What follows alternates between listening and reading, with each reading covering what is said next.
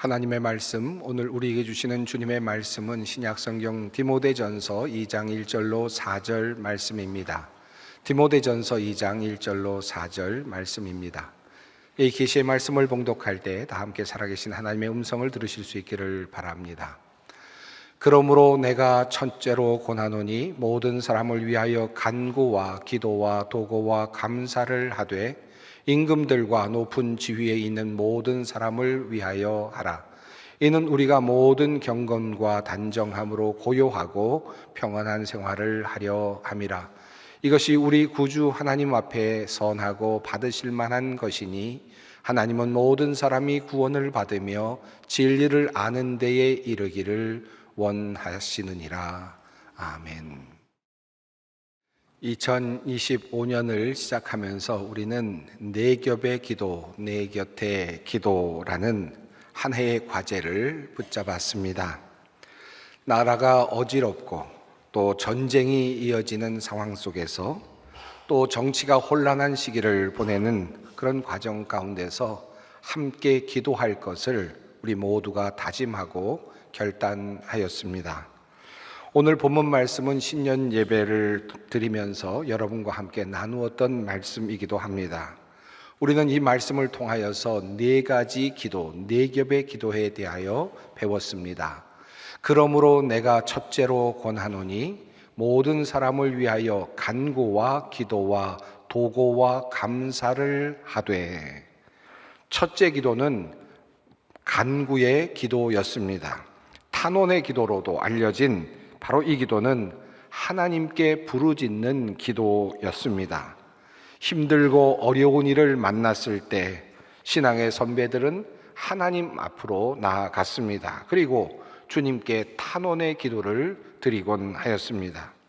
나라가 어려워졌을 때, 또 사업이 위기를 만났을 때, 가정에 힘든 일이 생겼을 때, 자신이 병들었을 때, 전쟁이 일어났을 때, 그리고 그때마다 우리의 신앙의 선배들은 어려운 일이 있을 때마다 자신을 돌아보며 하나님께 나아갔고 회개하며 하나님께 울부짖곤하였습니다.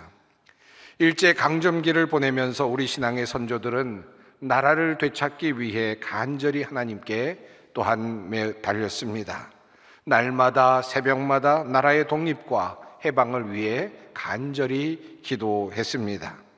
하나님께서 우리의 유일한 희망이라고 믿고, 하나님께서 유일한 우리 구원의 닻이라고 믿고 그에게 달려가 하나님께 기도하였습니다. 그리고 주님께서 주시는 은혜와 구원을, 도우심을 받곤 하였습니다.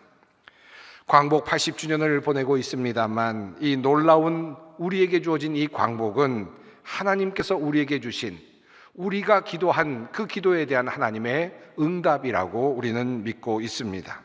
바로 이것이 간구의 기도 차원입니다. 두 번째 기도는 약속의 기도입니다. 서원의 기도였지요. 하나님께 무엇을 해달라고 기도를 하되 약속을 붙잡고 기도하는 것입니다. 하나님과 약속하며 기도하는 기도지요. 야곱이 베델에서 꿈을 꾸고 하나님과 약속했던 그 기도가 바로 대표적인 서원 기도입니다. 야곱이 서원하여 이르되 하나님이 나와 함께 계셔서 내가 가는 이 길에서 나를 지키시고 먹을 떡과 입을 옷을 주시어 내가 평안히 아버지 집으로 돌아가게 하시오면 여호와께서 나의 하나님이 되실 것이요 내가 기둥으로 세운 이 돌이 하나님의 집이 될 것이요 하나님께서 내게 주신 모든 것에서 10분의 1을 내가 반드시 하나님께 드리겠나이다 하였더라. 이렇게 하나님과 약속을 하며 기도하는 서원의 기도, 약속의 기도는 자신의 욕망이나 소원이 하나님 앞에서 부끄러움이 없게 하려는 의도가 있습니다. 나의 소원을 주님 앞에서 점검하려는 그런 의미가 있습니다. 하나님 앞에 약속을 거는 그 약속이 과연 타당한가? 하나님 앞에 부끄러움이 없는가? 나의 욕망으로 기도하는 것은 아닌가 하는 점검을 하는 의미가 있습니다. 그리고 또한 이렇게 서원의 기도를 하는 이유는 하나님께서 그것을 응답해 주셨을 때 정말 이것이 하나님으로부터 왔다는 사실을 알고 깨닫기 위함이기도 했습니다. 하나님과 거룩한 약속을 하며 주님께 은혜를 입고자 하는 바로 기도가 이 서원의 기도, 약속의 기도라고 할 수 있습니다. 세 번째 기도는 도고입니다. 중재의 기도, 중보의 기도로 다시 풀어 설명할 수 있습니다. 한마디로 말하면 다른 사람을 위한 기도입니다. 내가 아닌 다른 사람들을 위해 기도하는 것입니다. 누군가를 위해 기도하는 것입니다. 오늘 설교를 통해서 조금 더 깊이 살펴보려고 하는 주제이기도 합니다. 네 번째 기도는 감사의 기도이죠. 하나님께서 이미 우리에게 베풀어 주신 모든 것을 인지하고 그것에 대하여 반응하는 기도라고 할 수 있겠습니다. 과거를 회상하며 하나님께서 나에게 이런 것을 주셨구나 하는 마음으로 감사하는 기도, 또 나에게 베풀어 주신 모든 것에 대한 감사입니다. 또 동시에 오늘 나에게 베풀어 주신 모든 것들을 현재적 관점에서 느끼고 인지하며 하나님께 드리는 기도, 감사의 기도입니다. 한 걸음 더 나아가서 아직 받지는 못하였지만 그러나 믿음을 가지고 하나님께서 미래에 나에게 주실 것이라 믿고 미리 주님 앞에 감사의 기도를 드리는 것, 이것이 또한 감사의 기도의 또 다른 차원이기도 합니다. 자, 하나님께서 나를 향한 선하신 뜻이 있다고 믿고 주님께 감사를 드리는 것입니다. 이 네 겹의 기도에 대하여 말씀을 나눈 지도 벌써 8개월이 지났습니다. 그동안 우리는 이 네 겹의 기도를 붙잡고 각자의 자리에서 열심히 기도해 왔습니다. 그리고 오늘 우리는 이 네 겹의 기도 중에서 중보의 기도에 대해서 조금 더 깊이 살펴보려고 합니다. 오늘 설교의 제목은 이렇습니다. 누구를 위해 기도할까? 이미 우리는 본능적으로 누군가를 위해서 지금까지 기도해 왔습니다. 이미 올 한 해 동안 우리는 다양한 대상을 놓고 이미 기도해 왔죠. 우리는 나라를 위해서 이미 기도했고 또 이 나라의 정치와 경제를 위해서 기도했습니다. 또 여러 가지 당면한 어려운 문제를 놓고 기도해 왔습니다. 전쟁과 분쟁 중인 나라와 민족을 위해서 우리는 또한 기도해 왔고요.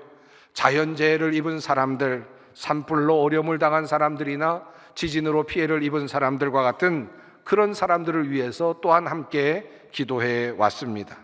그리고 우리 주변에 있는 환자들과 연약한 사람들을 위해서 우리는 또한 기도해 왔습니다. 그런 의미에서 본다면 누구를 위해 기도할까라는 이 제목은 우리에게 흥미를 끌지 못하는 그런 제목일 수도 있겠습니다. 우리는 이미 누가 말하지 않아도 본능적으로 누군가를 위해서 기도할 줄 압니다. 그리고 어쩌면 누군가를 위해서 기도하는 것은 당연한 일 것처럼 보이기도 합니다. 그렇다면 우리는 우리 마음에 끌리는 대로 마음껏 기도하면 될까요? 물론 우리가 하나님께 드리는 기도이니 우리의 마음이 끌리는 대로 기도하는 것은 결코 어색하지는 않을 것입니다. 큰 문제가 되지도 않을 것입니다. 하지만 이런 질문을 던져볼 수는 있겠습니다. 하나님은 우리로 하여금 누구를 위해서 기도하라고 말씀하실까? 성경은 우리에게 누구를 위하여 기도하라고 명령하셨을까? 라는 질문을 던져볼 수는 있겠습니다. 그렇다면 그 안에서 하나님의 뜻이 무엇인지를 깨달을 수 있을 것이기 때문입니다. 우리가 성경이 원하고 있는, 말씀하고 있는 누구를 위해서 기도해야 할지를 알게 된다면 하나님의 관심사가 무엇인지를 알게 되고 또한 우리의 기도도 그것을 향하게 될 것이기 때문입니다. 자, 그렇다면 성경은 우리에게 누구를 위하여 기도하라고 말씀하고 있을까요? 제가 성경을 읽으면서 특별히 기도의 대상과 관련하여서 흥미로운 점을 하나 발견하였습니다. 여러분께 한번 묻겠습니다. 성경에 자녀를 위해 기도하라라는 말씀이 있을까요? 있을까요? 있을까요? 당연히 있을 것 같은데 찾을 수가 없습니다. 자녀를 위하여 기도하라라는 말씀이 성경에 나오지 않습니다. 직접적으로 나오지 않습니다. 내 부모를 위하여 기도하라라는 말씀이 성경에 있을까요? 있을까요? 당연히 있을 것 같은 이 말씀도 성경에서 찾을 수가 없습니다. 실은 성경에 나오지 않습니다. 자녀를 죽이지 말라라는 말씀은 있습니다. 자녀를 종으로 팔지 말라라는 말씀도 있습니다. 자녀를 위해서 울라라는 말씀도 있습니다. 자녀를 노엽게 하지 말라라는 말씀도 있습니다. 너희 자녀를 양육하라라는 말씀도 있습니다. 너희 자녀를 사랑하라라는 말씀도 있습니다. 그런데 자녀를 위하여 기도하라라는 말씀은 성경에서 찾을 수가 없습니다. 물론 그렇다고 해서 성경이 자녀를 위해 기도하지 말라라고 명령하지도 않았습니다. 당연히 기도할 것을 예상했겠죠. 말하지 않아도 당연히 기도할 것이라고 아마 알고 있었을 겁니다. 그래서 그런지 직접적으로 자녀를 위해 기도하라는 명령은 성경에 나오지 않습니다. 흥미로운 일입니다. 부모를 공경하라라는 말씀은 성경에 있습니다. 부모를 즐겁게 하라라는 말씀도 있습니다. 부모를 거역하지 말라라는 말씀도 성경에 있습니다. 하지만 부모를 위하여 기도하라는 말씀도 성경에서는 없습니다. 아니, 어찌면 생략되어 있다라고 말하는 것이 더 맞을 것 같습니다. 이 역시 당연히 기도할 것이라는 전제 아래 생략된 말씀이겠죠. 이것은 저희들에게 흥미로운 관점이 아닐 수 없습니다. 아마도 예수님께서 말씀하신 것처럼 너희는 너희가 무엇을 먹을까, 무엇을 입을까, 무엇을 마실까 염려하지 말라라고 말씀하신 그 맥락과 맞닿아 있는 것 같기도 합니다. 하나님께 우리의 자녀를 위해서, 하나님께 우리의 부모를 위해서 기도하는 것은 너무나도 당연한 것인데 그것 위해서 기도할 필요가 없다. 하나님께서는 이미 모든 것을 아시고 너희에게 충분히 주실 것이다 라고 하는 그런 약속이 이미 담보되어 있다라고도 그렇게 말할 수 있겠죠.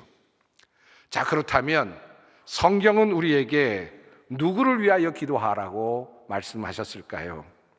오늘 본문에 그 첫 번째 대상이 나오고 있습니다. 임금들과 높은 지위에 있는 모든 사람을 위하여 하라. 이는 우리가 모든 경건과 단정함으로 고요하고 평안한 생활을 하려 함이라. 성경은 말합니다. 모든 임금들과 높은 지위에 있는 사람들을 위해 기도하여라. 인간적으로 본다면 이들은 잘 살고 있는 사람들이죠. 요즘 흔히 구별하는 그런 관점으로 본다면 기득권층이라고도 그렇게 말할 수 있을 것 같습니다. 잘 먹고 잘 살고 누리고 있는 사람들일 수 있겠지요. 그런데 주님은 성경은 이들을 위해서 기도하라고 분명하게 명령하고 계십니다.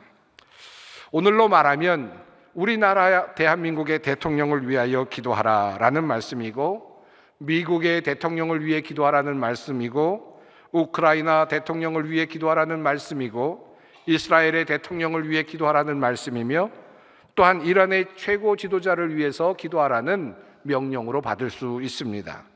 세계를 이끌어가는 수많은 큰 기업을 운영하는 기업인들, 정치인들, 또 우리나라의 국회의원들, 공무원들, 장관들, 혹은 군 장성과 같은 높은 위치에 있는 사람들을 위해서 기도하라라는 말로, 오늘의 말로 번역할 수 있는 말입니다. 하나님께서는 이들을 위해 기도하라고 말씀하셨는데 거기에는 어떤 조건도 달지 않으셨습니다. 선한 왕들을 위해서 기도하라라고 말씀하지 않으셨고, 좋은 일을 하고 있는 높은 지위에 있는 사람들을 위해서 기도하라라고도 말하지 않았습니다. 어떤 구분도 어떤 조건도 없이 그저 임금들을 위해서 기도하고 높은 지위에 있는 사람들을 위해 기도하라고 말씀하셨습니다. 이 말씀은 어떤 사람들에게는 달갑지 않은 하나님의 명령처럼 보일 수도 있습니다. 내가 지지하지 않는 대통령인데, 내가 뽑지 않은 대통령인데, 전쟁을 일으킨 나쁜 지도자인데, 국민들을 억압하는 못된 그런 사람들인데, 그런 정치인인데, 나쁜 기업을 운영하는 못된 기업인인데 왜 내가 그들을 위해서 기도해야 하는가? 라고 그렇게 반문할지도 모릅니다. 차라리 저들이 잘못되기를 바라며 기도하는 것이 옳은 기도가 아닐까라는 생각이 들기도 하죠. 그런데 하나님께서는 세상의 임금들과 높은 지위에 있는 사람들을 위하여 기도하라고 분명히 말씀하셨습니다. 심지어 바벨론 포로로 잡혀간 유다 백성들에게 그 적국 바벨론의 성읍의 평온을 위해서 기도하라고까지 말씀하셨습니다. 너희는 내가 사로잡혀 가게 한 그 성읍의 평안을 구하고 그를 위하여 여호와께 기도하라. 자신을 사로잡아온 그 바벨론의 백성들, 그들을 통제하고 이스라엘 백성들을 노예처럼 부리고 있는, 못살게 하는 그 백성들의 성읍이 잘 될 수 있도록, 평안할 수 있도록 기도하라 라고 명령을 하신 겁니다. 왜 그렇게 해야 합니까? 비록 바벨론 적국의 땅에 그들이 살고 있지만 그들의 성읍이, 그가 살고 있는 성읍이 평안해야만, 비록 그들이 그곳에서 어렵게 살아가지만 그들의 목숨을 지키며 살아갈 수 있기 때문입니다. 그래서 그 적국의 성읍의 안전을 위해, 평안을 위해 기도하라는 것입니다. 너희는 내가 사로잡혀 가게 한 그 성읍이 평안을 누리도록 노력하고 그 성읍이 번영하도록 나 주에게 기도하여라. 그 성읍이 평안해야 너희도 평안할 것이기 때문이다. 오늘 본문도 같은 이유를 우리에게 알려줍니다. 왕들과 높은 지위에 있는 모든 사람을 위해서도 기도하십시오. 그것은 우리가 경건하고 품위 있게 조용하고 평화로운 생활을 하기 위함입니다. 우리가 임금들과 세상의 지도자들을 위해 기도해야 하는 바로 그 이유입니다. 우리가 경건하고 품위 있게 조용하고 평화로운 삶을 살아갈 수 있게 하기 위하여 우리는 우리의 지도자들을 위하여 기도해야 합니다. 우리가 세상의 임금과 또한 세상의 지도자들을 위해 기도해야 될 또 다른 이유가 한 가지 있습니다.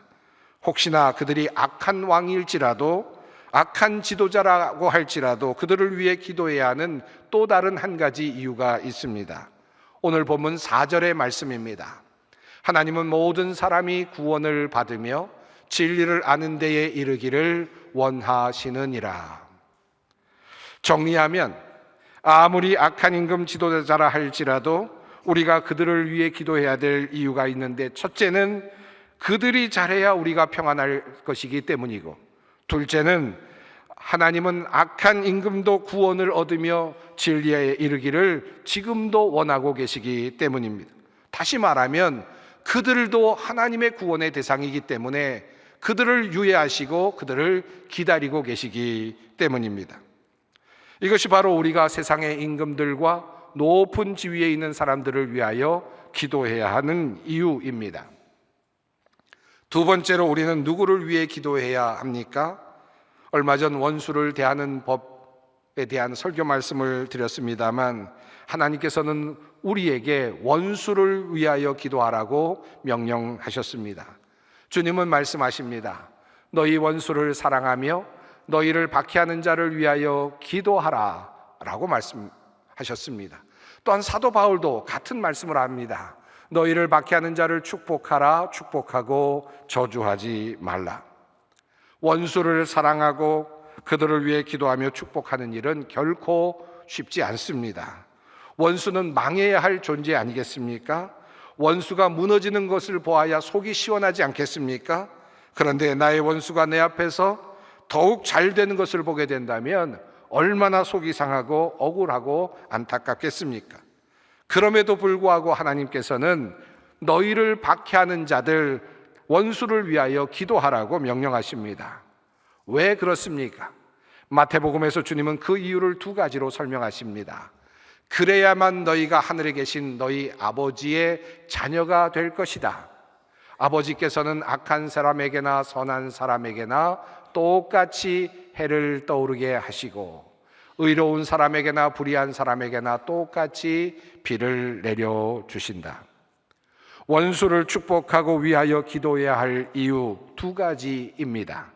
첫째로, 그래야만, 원수를 축복하고 기도해야만 우리가 진정한 하나님의 자녀임을 증명하게 될 것이기 때문입니다. 진정한 하나님의 자녀가 되기 때문이라는 것입니다.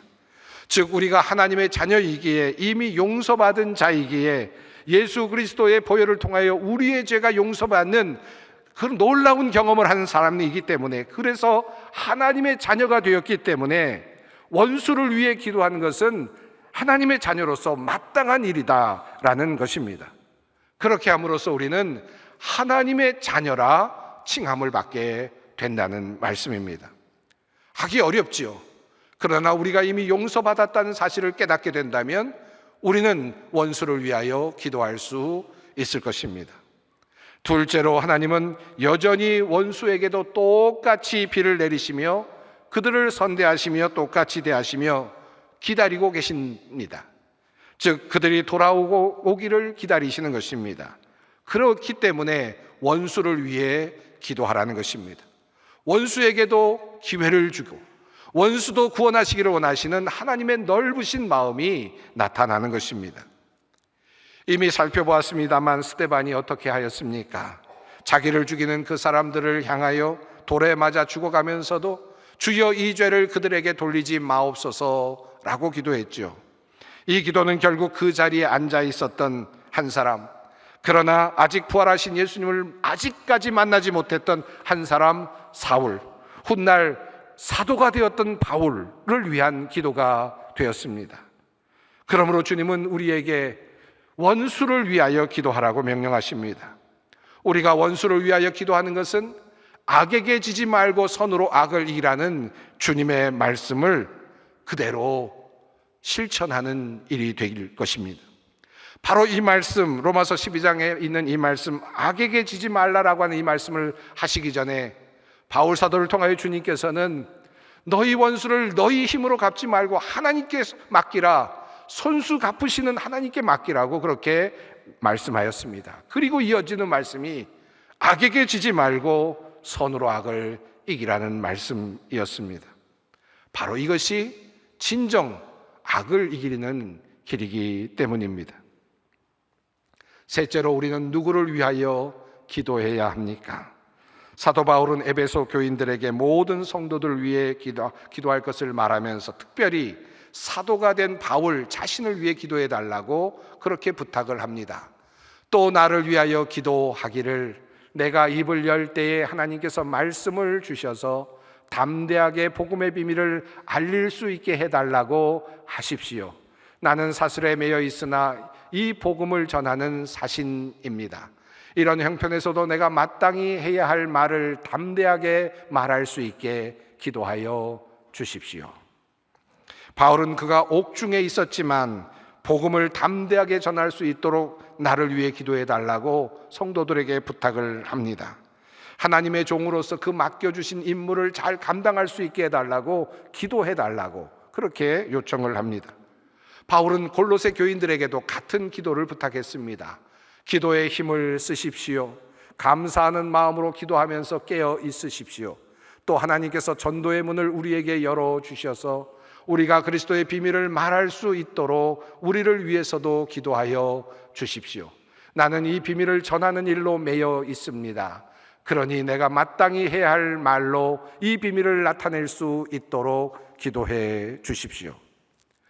우리가 우리의 영적인 지도자들을 위해서 기도해야 하는 이유는 그들을 통하여 하나님의 복음이 전파되기 때문입니다. 한 사람의 영혼이라도 구원하는 역사가 일어나기 때문입니다. 그러므로 하나님의 종들을 위하여 기도할 필요가 있습니다.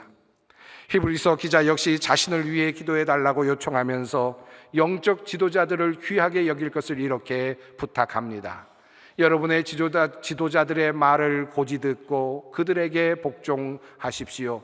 그들은 여러분의 영혼을 지키는 사람들이요, 이 일을 장차 하나님께 보고 드릴 사람들입니다. 그러므로 여러분은 그들이 기쁜 마음으로 이 일을 하게 하고 단식하면서 하지 않게 해 주십시오. 그들이 단식하면서 일하는 것은 여러분에게 유익이 되지 못합니다. 우리가 우리의 영적인 지도자들을 위해 기도해야 하는 이유는 첫째로 복음의 전파가 더욱 왕성해지기 위함입니다. 둘째로 우리 자신들 성도들의 영적 유익을 얻기 위함입니다. 영적인 지도자가 무너지면, 영적인 지도자가 약해지면 결국 함께하는 성도들이 어려움을 겪게 될 것입니다. 그러므로 실상은 우리의 영적인 성장과 평안을 위해서 우리는 영적인 지도자들을 위해서 기도해야만 합니다. 사탄이 우는 사자와 같이 영적인 지도자들을 넘어뜨리려고 얼마나 많이 노력하는지, 우리는 수많은 영적인 지도자들이 넘어지고 쓰러지는 모습을 보면서 영적인 전쟁의 그 참혹함과 그리고 냉철함, 그것을 우리는 보곤 합니다. 그러므로 우리 한국교회의 영적인 지도자들을 위해서, 목회자들을 위해서, 교회에서 지도자들을 위해서 기도해 주시기를 바랍니다. 오늘 우리는 우리가 기도해야 할 세 부류의 사람들에 대해서 살펴보았습니다. 우리는 누구를 위해서 기도해야 합니까? 우리를 다스리는 임금들, 높은 지위에 있는 사람들을 위해서 기도해야 합니다. 정말 쉽지는 않지만 원수들을 위해서 기도하라고 주님은 말씀하셨습니다. 그리고 우리의 영적인 지도자를 위해서 기도해야 할 일입니다. 왜 우리가 이 세 부류의 사람들을 위해서 기도해야 합니까? 이 이유를 단 한마디로 요약할 수 있습니다. 그것은 우리를 위해서입니다. 성도인 우리들, 그리고 국민인 우리들, 이 땅을 살아가고 있는 우리 자신을 위해서입니다. 우리의 삶의 평안을 위해서 임금들과 높은 지위에 있는 사람들을 위해 기도할 일입니다. 우리 마음의 평안을 얻기 위해서, 우리가 참다운 하나님의 자녀가 되기 위해서 우리는 원수들을 위해 기도할 일입니다. 그리고 우리의 영적 유익을 얻기 위해서 우리는 우리의 영적인 지도자들을 위해서 기도해야 할 일입니다. 저는 소망교회 담임 목사로 일을 하면서 여러 가지 힘들고 무거운 짐도 많이 느껴지지만 한 가지, 참 내가 행복하다, 참 내가 크게 복을 받았다라고 느끼는 한 가지가 있습니다. 그것은 우리 소망의 많은 성도님들이 저를 위해 날마다 시간마다 기도해 주고 계신다는 사실입니다. 저는 그 사실을 늘 깨닫고 있고 또 그 기도의 힘을 덧입고 있음을 압니다. 저는 여러분의 기도가 얼마나 감사한지, 그것 때문에 제가 말씀을 증언할 수 있고 목회의 길을 또 흔들림 없이 할 수 있기에 여러분께 큰 감사를 드립니다.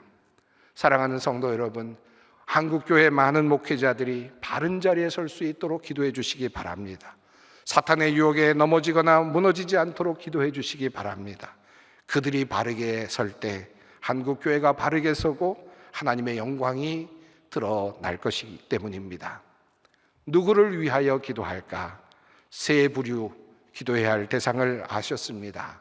우리의 기도의 자리에서 네 겹의 기도로 함께 기도할 때 이들을 위한 기도가 이어지기를 바랍니다.